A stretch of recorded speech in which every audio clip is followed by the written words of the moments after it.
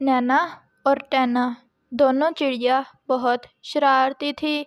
इनकी अम्मी ने अनाज लाया और कमरे में एक जगह रख दिया। फिर इनको कहा, जब तक मैं ना आऊँ इसको ना छेड़ना, लेकिन अगर रात हो जाए और मैं वापस ना आ सकूँ तो इसमें से 2 दाने निकाल कर खा लेना। नैना और टैना ने जी कहा और अम्मी वहाँ से चली गई। अम्मी के जाने के बाद नैना ने टैना से पूछा, तकरीबन कितना वक्त हुआ होगा? हो सकता है घंटा हो गया हो। नैना ने कहा, मैं सोच रही थी अगर किसी को पता चल गया कि अम्मी हमारे लिए अनाज छुपा कर गई हैं और इस पर किसी ने हमला कर दिया तो वो हमारा सारा अनाज ले जाएगा।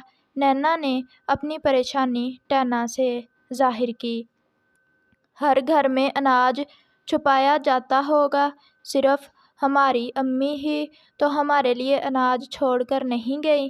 हो सकता है बाकी भी किसी की अम्मी छोड़कर जाती हो। जब कभी किसी और के घर पर हमला नहीं हुआ तो हमारे घर पर हमला क्यों होगा? और हमला करने वाले को भी क्या पता कि अनाज किधर पड़ा है। टैना ने अपनी तरफ से नैना को मुतमईन करने की पूरी कोशिश की, लेकिन सब घर तो एक जैसे होते हैं, इसलिए अनाज छुपाने की जगह भी सबके दिमाग में एक ही आती होगी। क्यों ना हम अनाज की जगह बदल दें, इस तरह जो हमला करने आएगा उसे अंदाज़ा ही नहीं हो सकेगा कि हमने अनाज कहाँ छुपा कर रखा हुआ है। नैना दूर की कौड़ी लाई। इस पर टैना भी उससे मुत्फिक हो गई। दोनों बहनों ने अनाज को कोने से लाकर घर के दरमियान में रख दिया। इतना सामने रखोगी तो हमला आवर के लिए आसानी हो जाएगी, इसे थोड़ा सा किसी कोने में रखो। टैना ने नैना को समझाने की कोशिश की, लेकिन वो तो पहले ही कोनों में ढूंढेगा, सामने तो उसकी नज़र ही नहीं जाएगी। नैना की भी अपनी ही साइंस थी। अनाज का दाना इन दोनों के दरमियान में पड़ा हुआ था।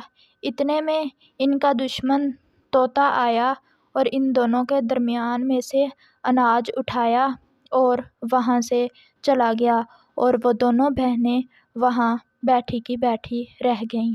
तो प्यारे बच्चों, अगर आपको हमारी ये वीडियो अच्छी लगी हो तो वीडियो को लाइक करें और प्लीज़ चैनल को भी सब्सक्राइब कर दिया करें। शुक्रिया।